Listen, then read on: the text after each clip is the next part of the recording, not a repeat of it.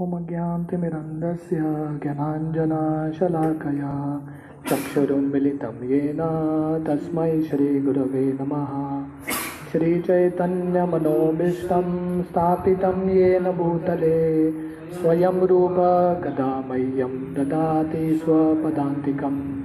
वन्देऽहं श्रीगुरो श्रीयुतः पदकमलं श्रीगुरोन् वैष्णवांश्च श्रीरूपं साग्रजाता सहगना रघुनाथान्वितं तं सजीवं साद्वैतं सावधूतं परिजनसहितं कृष्णचैतन्यदेवं श्रीराधा कृष्णपादान् सहगना ललिता श्रीविशाखान्वितं च। नमो विष्णुपादाय कृष्णप्रेष्ठाय भूतले श्रीमते भक्तिवेदांत स्वामिते नामिने। नमस्ते सरस्वती देवे गौरवाणी प्रचारिणे निर्विशेष शून्यवादी पाश्चात्यदेशतारिणे। वंशाकल्पतरुभ्यश्च कृपा सिन्धुभ्येव च पतितानां पावनेभ्यो वैष्णवेभ्यो नमो नमः। जय श्री कृष्ण चैतन्य प्रभु नित्यानंद श्री अद्वैत गदाधर श्रीवासादि गौर भक्त वृंद। हरे कृष्णा कृष्णा कृष्णा हरे हरे, हरे राम राम राम हरे हरे। हरे कृष्णा। तो श्रील प्रभुपाद की कृपा से हम भागवतम के छठे अध्याय पे पहुंच गए हैं। तो ये जो छठा अध्याय है बहुत इम्पोर्टेंट अध्याय है भक्तों के लिए, क्योंकि यहाँ पे नारद मुनि बताते हैं कि कैसे हमको भक्ति में प्रामाणिक बनना है, how to become a sincere devotee. तो हमने पिछले अध्याय में देखा नारद मुनि ने बताया कि वो भक्ति के मार्ग में भक्तों के कृपा के वजह से आए। तो भक्ति का बीज तो मिल जाता है सबको, तो भक्ति का बीज मिलने के बाद शिष्य को क्या कर्तव्य क्या है, कैसे प्रामाणिकता से भक्ति करनी चाहिए, नारद मुनि उनके उदाहरण से यहाँ पे सिखा रहे हैं। तो जो टेक्स्ट 1 है, व्यासदेव नारद मुनि को प्रश्न पूछते हैं। सुत उवाच एवं निशम्य भगवान देवर्षे जन्म कर्म च भूय प्रपच्च तं ब्रह्मन् व्यास सत्यवती सुतः। Sutta said, O Brahmanas, thus hearing all about Sri Narada's birth and activities, Vyasadeva, the incarnation of God and son of Satyavati, inquired as follows. तो नारद मुनि के पूरे जिंदगी सुनने के बाद व्यासदेव को और प्रश्न है। श्रील प्रभुपाद तात्पर्य में समझाते हैं। Vyasdev was further inquisitive to know about the perfection of Narad ji, and therefore he wanted to know about him more and more. तो इसलिए व्यासदेव यहाँ पे सिखा रहे हैं कि कैसे भक्ति के मार्ग में हमको लोभ होना चाहिए और जानने के लिए। नारद मुनि ने काफ़ी कुछ बता दिया, फिर भी व्यासदेव क्योंकि प्रामाणिक शिष्य हैं और शिष्य के नाते उनको गुरु के प्रति, नारद मुनि के प्रति बहुत प्रेम है, वो और जानना चाहते हैं, वो और सीक्रेट्स जानना चाहते हैं कि नारद मुनि का शरीर, दिव्य शरीर कैसे प्राप्त हुआ। So he wanted to know more and more about him. तो जितना हम भक्ति के बारे में जानेंगे, जितना भक्तों के बारे में जानेंगे, जितना गहराई में जाएंगे, उतना हमारा प्रगति होगा। जैसे किसी को समुद्र में हीरा, what they call that, jewel होता है ना, अगर वो प्राप्त करना है तो जो ऑयस्टर होता है वो बहुत समुद्र के नीचे रहता है। समुद्र के सरफेस पे कोई रहेगा तो उसको वो हीरा नहीं मिलने वाला है, मनी नहीं मिलने वाला है। अगर मनी चाहिए तो गहरा जाना पड़ेगा। तो वैसे ही व्यासदेव क्योंकि वो प्रामाणिक शिष्य हैं, नारद मुनि से वो सुनना चाहते हैं कि उन्होंने भक्ति के मिलने के बाद और कैसे गंभीरता से ये मार्ग को स्वीकार किया। In this chapter Narad ji will describe how he was able to have a brief audience with the lord while he was absorbed in the transcendental thought of separation from the Lord and when it was very painful for him. तो नारद मुनि यहाँ पे ये अध्याय में बताते हैं कि कैसे उनको भगवान का दर्शन हुआ थोड़े समय के लिए, और बाद में वो दर्शन चला गया, और बाद में पूरा जिंदगी सेपरेशन विरह में भगवान की भक्ति की उन्होंने। टेक्स्ट 2। व्यास उवाच विभुक्षुभिर् विप्रवशिते विज्ञानेदिष्टभिः तव वर्तमानो व्यसि आद्ये ततः किम अकरोत् भवान्। Shri Vyasdev said, "What did you, O Narada, do after the departure of the great sages who had instructed you in scientific transcendental knowledge before the beginning of your present birth?"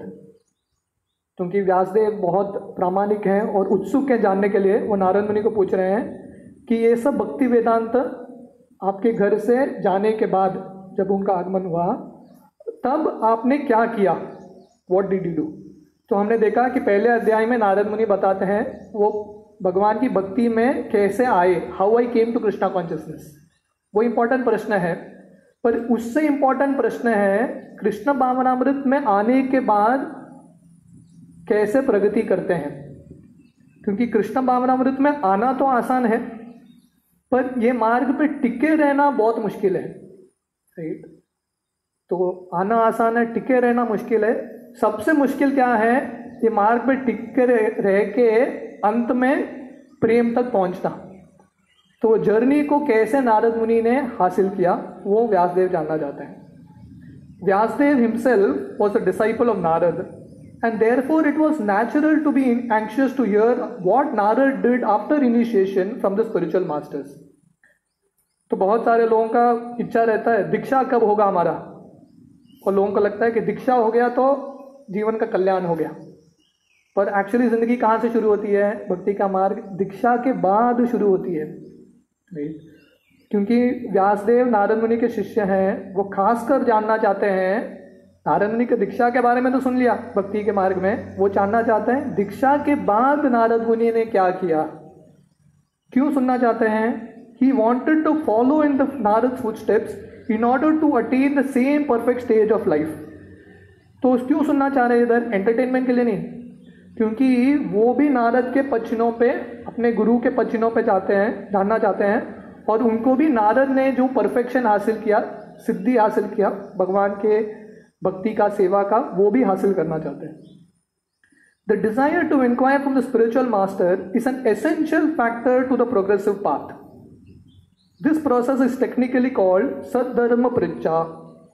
तो इसलिए अगर जिंदगी में प्रगति करना है, specially भक्ति के मार्ग में, सबसे इंपॉर्टेंट क्या है, इच्छा होना चाहिए कि हमको अपने गुरु वर्ग से प्रश्न पूछना चाहिए। द डिजायर टू इंक्वायर, इसको बोलते हैं सद्धर्म पृच्छा। पृच्छा मतलब पूछना, किसके बारे में है? भगवान के बारे में। तो लोग गुरु के पास आते हैं, जो महान संत हैं, लोगों को क्या पूछना पता नहीं है, राइट। लोग आके व्यर्थ का समय ही वेस्ट करते हैं। तो नारद व्यासदेव को, क्योंकि बहुत बुद्धिमान है, उनको पता चला कि नारद मुनि का आगमन किसी जगह पे बहुत बड़े भाग्य की वजह से होता है और थोड़े समय के लिए रहेंगे। तो ये थोड़े समय में मुझे फालतू प्रश्न पूछ के वेस्ट नहीं करना है, तो इसलिए डायरेक्ट पॉइंट पे पूछ रहे हैं कि आपने दीक्षा के बाद कैसा अपना जिंदगी बिताया। टेक्स्ट 3। स्वयंभुव कया वृत्त्या वर्तितं ते परम वयः कथं चेदम उदासाक्षी काले प्राप्ते कलेवरम। O son of Brahma, how did you pass your life after initiation, and how did you attain this body having quit your old one in due course? कुछ ने, हे नारद मुनि जो ब्रह्मा जी के पुत्र हैं, तो दीक्षा के बाद आपने आपका समय कैसे बिताया और आपको ये शरीर कैसे मिला?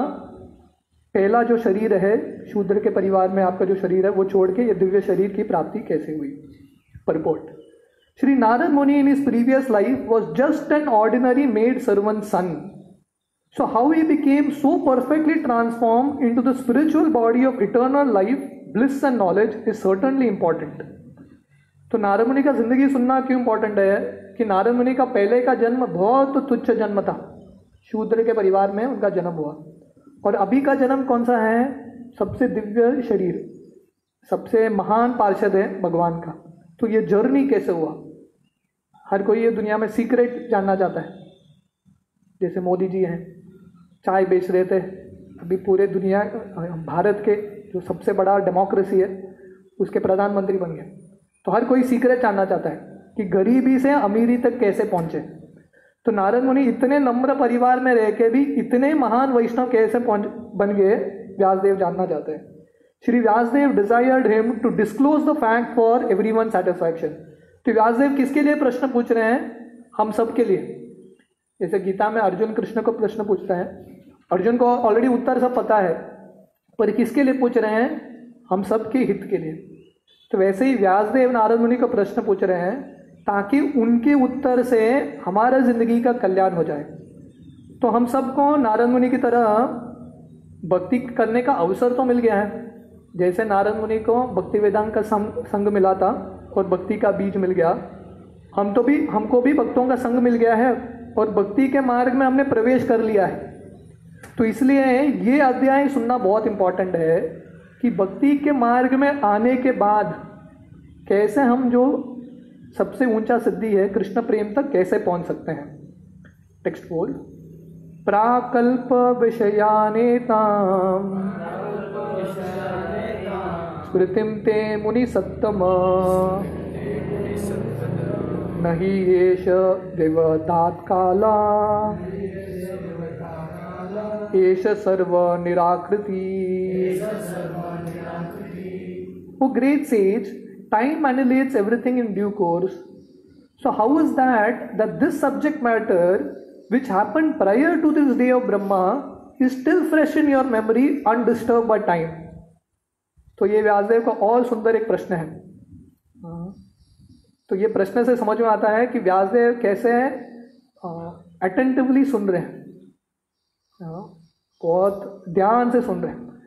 तो नारद मुनि ने बताया था कि ब्रह्मा जी के पहले दिन में, पहले कल्प में, मतलब लाखों साल पहले ये इंसिडेंट हुआ था। तो व्यासदेव पूछ रहे हैं कि समय के प्रभाव से क्या होता है? याददाश्त चला जाता है। तो वो पूछ रहे हैं कि आपको इतने साल पहले हुआ जो इंसिडेंट है अभी भी कैसे याद है? जनरली किसी को पहला जन्म याद नहीं होता क्योंकि भगवान बुला देते हैं। तो नारद मुनि का पहला जन्म अभी नहीं हुआ था, ब्रह्मा जी का पहला दिन था, 1000 चतुर्युग पहले हुआ था। फिर भी व्यासदेव पूछ रहे हैं आपको याद कैसे है जैसे अभी हुआ है। Purport, as spirit is not annihilated even after the annihilation of material body, so also spiritual consciousness is not annihilated. तो श्रील प्रभुपाद बता रहे हैं कि जैसे आत्मा का नाश नहीं होता शरीर के नाश होने के बाद, वैसे ही आत्मा का जो चेतना है, आत्मा का जो मेमोरी है, वो भी नाश नहीं होता। Shri Narad develop the spiritual consciousness even when he had this material body in the previous कल्प। तो नारद मुनि को उनके पहले शरीर में, भौतिक शरीर होते हुए भी उन्होंने क्या विकसित किया? उनका जो आध्यात्मिक चेतना है, कृष्ण भावनामृत, उसकी प्राप्ति की उन्होंने। Consciousness of the material body means spiritual consciousness express through the medium of material body. तो दो तरह का चेतना है, कृष्ण भावनामृत, Krishna consciousness and material consciousness, spiritual consciousness, material consciousness. तो मटेरियल कॉन्शियसनेस कैसा है?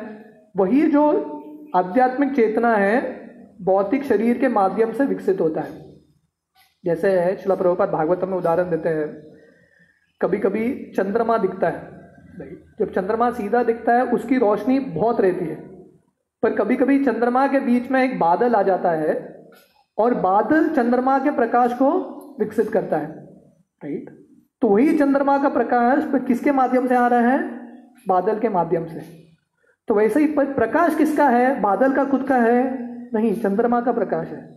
वैसा जो चेतना कहाँ से आती है? आत्मा से आती है। पर कभी कभी शरीर के माध्यम से दिखता है, ऐसे चेतना को मटीरियल कॉन्शियसनेस बोलते हैं। This consciousness is inferior, destructible and perverted, but super consciousness of the supra mind is in the spiritual plane is as good as the spirit soul and is never emulated. तो जो भौतिक चेतना है, भौतिक बुद्धि है, याददाश्त है, वो मिट जाता है, पर आध्यात्मिक चेतना और आध्यात्मिक याददाश्त कभी मिटता नहीं है, हमेशा फ्रेश रहता है। जैसे हमने गजेंद्र का कहानी देखा था कि गजेंद्र के पहले जन्म में उसने कुछ श्लोक याद किए थे, अगले जन्म में भी वो श्लोक याद रह गए। क्यों? क्योंकि वो स्पिरिचुअल कनेक्शन था उसका। टेक्स्ट 5। तो नारद मुनि उत्तर देना शुरू करते हैं। नारद उवाच बिभुक्षुभिर् विप्रवशिते विज्ञानादृष्टभिर्मम वर्तमानो वयसि आद्ये तत एतद् आकर्षणम्। Sri Narada said, "The great sages who had imparted scientific knowledge of transcendence to me departed for other places and I had to pass my life in this way." तो नारद मुनि उनका सीक्रेट बता रहे हैं सक्सेस का। तो ये अध्याय छोटा है पर ध्यान से सुनना बहुत इंपॉर्टेंट है, क्योंकि इसमें बहुत सारे रहस्य मिलते हैं हमको भक्ति के मार्ग में प्रगति करने के लिए। तो नारद मुनि बता रहे हैं कि जो महान संत हैं मेरे घर में रुके थे, वो 4-5 महीने होने के बाद मुझे वो ज्ञान देख के वो लोग चले गए।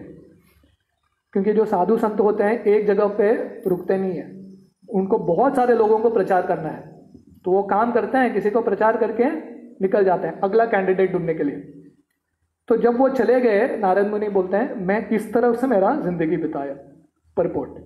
In his previous life when Narad ji was impregnated with spiritual knowledge by the grace of the great sages, there was a tangible change in his life, although he was only a boy of 5 years.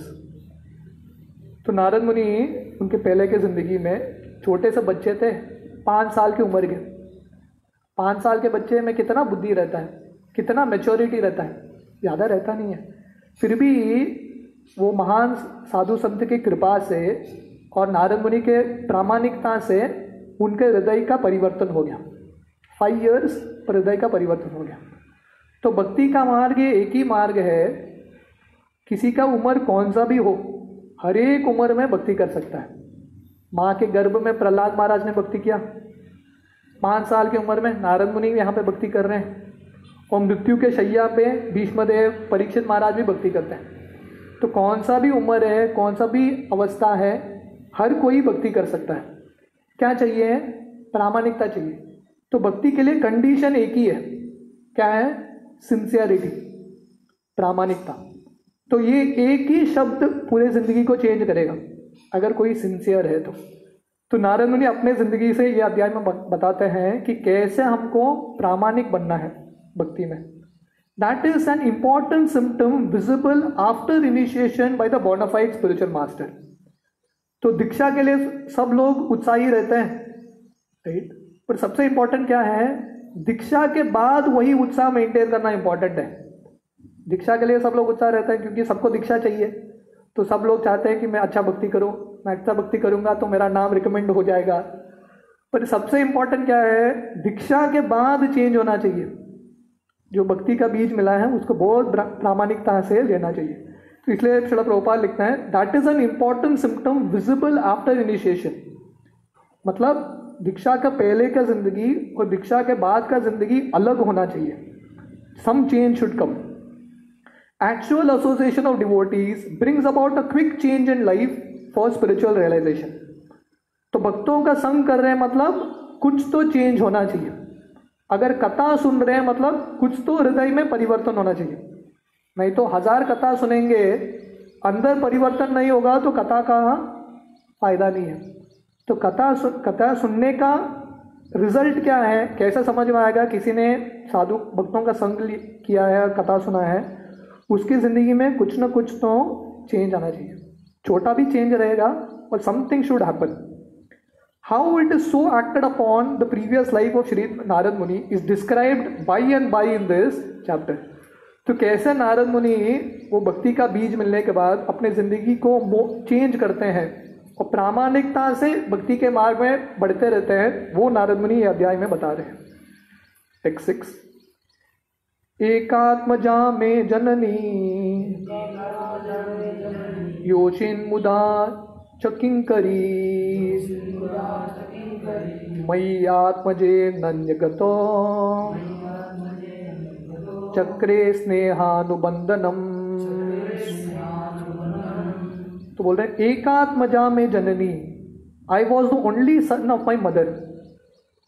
तो नारद मुनि का ये देखिए उनके लिए भक्ति करना कितना मुश्किल था। बहुत बार हम भागवतम पढ़ते हैं और हमको लगता है नारद मुनि है, उनके लिए तो बहुत आसान था। नहीं, किसी का जिंदगी आसान नहीं होता है।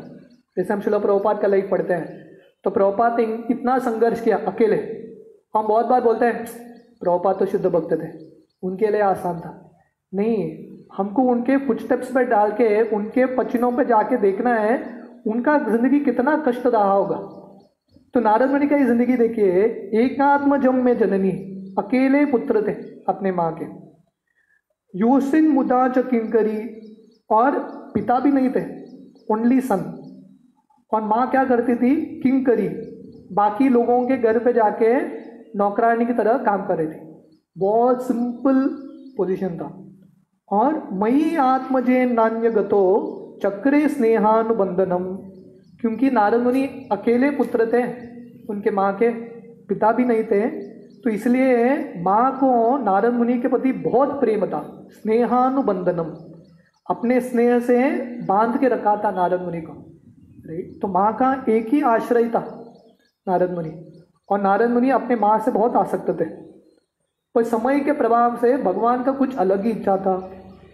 टेक्स्ट 7, शाश्वतांत्र च कल्पाशेद योगक्षेमं ममेच्छति ईशास्य हि वशे लोको योषा दुर्मयीयता। She wanted to look after my maintenance properly, but because she was not independent, she was not able to do anything for me. The world is under the full control of the Supreme Lord. Therefore, everyone is like a wooden doll in the hands of a puppet master. तो क्योंकि नारद मुनि अकेले पुत्र थे उनकी माँ के, तो माँ चाहती थी कि नारद मुनि का बहुत अच्छे से देखभाल करे। बहुत प्रयास किया उसने, पर क्योंकि हर एक जीव इंडिपेंडेंट नहीं है। हाँ, हर एक जीव किस पे निर्भर है? स्वतंत्र नहीं है कोई भी ये दुनिया में। भगवान के प्लान पे हर एक जीव निर्भर होता है। इसलिए इंग्लिश में सेइंग आता है, मैन प्रोपोजेस गॉड डिस्पोजेस। हमारा खुद का एक प्लान रहता है, पर भगवान का कुछ प्लान अलग ही होता है। जैसे उस दिन हम टाइटैनिक का उदाहरण दे रहे थे, लोगों को लगा कुछ होगा ही नहीं, पर भगवान का कुछ और अलग ही प्लान था। ठीक, तो वैसे ही हर कोई ये दुनिया में क्या है? कठपुतली है भगवान के हाथों में। भगवान कैसे नचाएंगे वैसे हमको नाचना पड़ेगा। तो अभी तो कोरोना पीरियड है, तो सब लोगों को समझ में आ गया कि हमारे हाथ में शक्ति नहीं है, हम स्वतंत्र नहीं है। ठीक, तो किसी को भी कुछ भी हो जाता है, एनीवन कैन गेट इट। और जो डॉक्टर है जिनके पास इतना ज्ञान है, वो अपने आप को भी बचा नहीं सकते। तो एक दिन क्या होता है, अहम, अगले श्लोक में लिखते हैं, अहम च तत् ब्रह्मकुले उशीवां तत् उपेक्षया दिग्देश कलया युक्नो बालका पंचहायन। When I was a mere child of 5 years, I lived in a Brahmana school. I was dependent on my mother's affection, had no experience of different lands. तो नारद मुनि बोल रहे हैं, उनका जिंदगी देखिए, 5 साल के बच्चे थे, राइट, और वो भी एक स्कूल, एक पाठशाला में, ब्राह्मण के पाठशाला में रुकते थे। शायद उनको उधर कुछ खाना मिलता होगा, और माँ का इतना प्रेम था उनके प्रति। और नारद मुनि को इस समय 5 साल की उम्र में अपने घर से, वो गांव से कभी बाहर गए नहीं। No experience of different lands. जिंदगी का कुछ अनुभूति था ही नहीं। पर अभी भगवान का ऐसा प्लान था, कभी ये बच्चे को पूरी दुनिया का अनुभूति होने वाला था। टेक्स्ट 9, एकदा निर्गताम गेहान दुहंतिम निशिगामपति सर्पो दशात पदा स्पृष्टा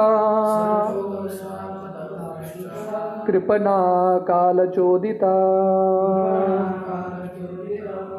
एकदा, वंस अपॉन अ टाइम। तो भागवतम में बहुत बार ये शब्द आता है, एकदा। तो एकदा मतलब कुछ तो होने वाला है, कभी कहानी में ट्विस्ट आने वाला है। अब तक तो जिंदगी अच्छा चल रहा था, 5 साल के बच्चे थे, माँ के घर में रुके थे, कष्ट था, सब कुछ ठीक था। पर एकदा, वंस अपॉन अ टाइम। तो हमारे समय जिंदगी में भी ये एकदा बहुत बार आएगा। जिंदगी अच्छे से चलता रहेगा, पर कुछ तो सडनली एक आता है जो हमारी जिंदगी को कंप्लीटली टर्न कर देता है। जैसे हम रामायण सुन रहे थे, राम का पट्टाभिषेक होने वाला था, राजा बनने वाले थे, तब क्या होता है, एकदा, एक दिन मंत्र आती है, एंट्री करती है और पूरा रामायण को दिशा को बदल देती है। और बाद में वन में जाते हैं, 13 साल अच्छे से रहते हैं, तो उधर भी एकदा शूर्पणखा आती है और दिशा को बदल देती है। तो हमको लगता है हमारे एक ज़िंदगी का दिशा हम कंट्रोल करते हैं, पर कंट्रोल कौन करता है, भगवान। तो नारद मुनि का ये ज़िंदगी देखिए, छोटे से बच्चे हैं 5 साल के, एक ही माँ है उनका देखभाल करने के लिए, पर उनकी ज़िंदगी में क्या हो गया, एकदा निर्गताम गेहा दुहम तिम निशिगाम पति। तो एक समय उनकी जब माँ रात के समय जब गाय से दूध निकाल रही थी, सर्पो दशात पदा स्पृष्टा, तो एक सांप उनको डस लेता है पाँव पे। कृपणा काल चोदिता, किसके वजह से, काल के प्रभाव से। तो ये काल का प्रभाव कोई रोक नहीं सकता। एक ही माँ है जिस पे पूरा आश्रित है नारद मुनि, और वो भी 5 साल के छोटे बच्चे। और भगवान क्या करते हैं, वो माँ को भी अपने जिंदगी से निकाल देते हैं। परपोर्ट, श्रील प्रभुपाद बहुत छोटा सा परपोर्ट है, बहुत सुंदर परपोर्ट है। इनफैक्ट ये पूरे फर्स्ट कैंटो में श्लोकों से ज़्यादा प्रभुपाद का जो तात्पर्य है, राइट, वो सबसे इंपॉर्टेंट है। प्रभुपाद अपना पूरा दिल डाल के परपोर्ट लिख रहे हैं यहाँ पे। That is the way of dragging a sincere soul nearer to God. तो यहाँ पे वर्णन क्या आता है, नारद मुनि के माँ को सांप ने डस दिया। तो प्रभुपाद क्या पे लिख रहे हैं, यही तरीका है जो प्रामाणिक भक्त को भगवान अपने पास लेके आते हैं। कैसे हैं, उनके जिंदगी में जो आसक्ति है वो सब निकाल देते हैं। The poor boy was being looked after only by his affectionate mother, and yet the mother was taken away from the world by the supreme will in order to put him completely at the mercy of the Lord. तो नारद मुनि भक्ति का बीज मिला उनको, और पूरे माँ से इतना आसक्त थे, माँ पे पूरा निर्भर थे। 5 साल के बच्चे के पास क्या क्षमता है अपने आप की रक्षा करने के लिए, पर ये अकेली एक माँ को भी भगवान उनकी जिंदगी से निकाल देते हैं। नारद मुनि की महानता क्या है, वो भगवान को कोसते नहीं है। उनको भी समझ में आता है ये बोलना ठीक है, पर जब वो परिस्थिति में कोई आएगा, वो परिस्थिति में बोलना कि ये भगवान की इच्छा है, इतना आसान नहीं होता। तो भगवान की इच्छा को स्वीकार करना, it is not easy. O God thy will be done, भगवान आपका इच्छा जो है वो हो जाए, वो बोलना इतना आसान नहीं होता, क्योंकि भगवान का इच्छा हमेशा हम जो सोचते हैं वैसे होता नहीं है। तो नारद मुनि, ये जब इंसिडेंट होता है, नारद मुनि सोचते हैं कि ये भगवान की कृपा है, और वो घर छोड़ के निकल जाते हैं। 5 साल का बच्चा। तो जैसे मैं बोल रहा था, हर एक की ज़िंदगी में बहुत कष्ट आता है, और हर एक को कंप्लेन करने के लिए बहुत रीज़न है। नारद मुनि बोल सकते थे, अरे मेरे साथ ऐसा क्यों हुआ, मैं तो 5 साल का बच्चा हूँ, अकेली माँ है, मुझे एक्सपीरियंस भी नहीं है, क्या नौकरी करना है मुझे पता नहीं, कौन मेरा देखभाल करेगा पता नहीं। नारद मुनि ने कंप्लेन नहीं किया। नारद मुनि क्या किया, जो उनके साधु संत ने सिखाया था वो मार्ग पे चले। साधु संत ने क्या सिखाया था, जिंदगी का लक्ष्य क्या है, हमको पूरा भगवान पे निर्भर होना है। तो क्योंकि उनका ट्रेनिंग अच्छे से हुआ था और नारद मुनि प्रामाणिक शिष्य थे, तो वो मैसेज उन्होंने गंभीरता से लिया और बोले कि मुझे अभी अप्लाई करना है। तो जब स्टूडेंट स्कूल में जाता है, स्कूल में पढ़ाई करता है, किसके लिए पढ़ाई करता है? जब टेस्ट आए, वो टेस्ट में उसको अच्छे से पास होना है, तो वही पढ़ाई का सफलता है। तो वैसे ही भक्ति के मार्ग में हम कथा सुनते हैं, सब कुछ सुनते हैं, पर ये कथा कब टेस्ट होगा? हमने सही में पढ़ाई किया है कि नहीं भक्ति के मार्ग में? जब कष्ट आता है तब हमारा एटीट्यूड क्या है, तब हमारा भावना क्या है, उससे समझ में आता है कि व्यक्ति प्रामाणिक है कि नहीं। तो हम अगले श्लोक से देखेंगे शाम के सेशन में, टेक्स्ट 10 से। तो नारद मुनि का ये इंसिडेंट होने के बाद, उनकी जो एक ही सहारा था नारद मुनि का, उनकी जो माँ, उनकी जिंदगी से चले जाने के बाद नारद मुनि आगे क्या करते हैं वो हम शाम के सेशन में देखेंगे। हरे कृष्ण।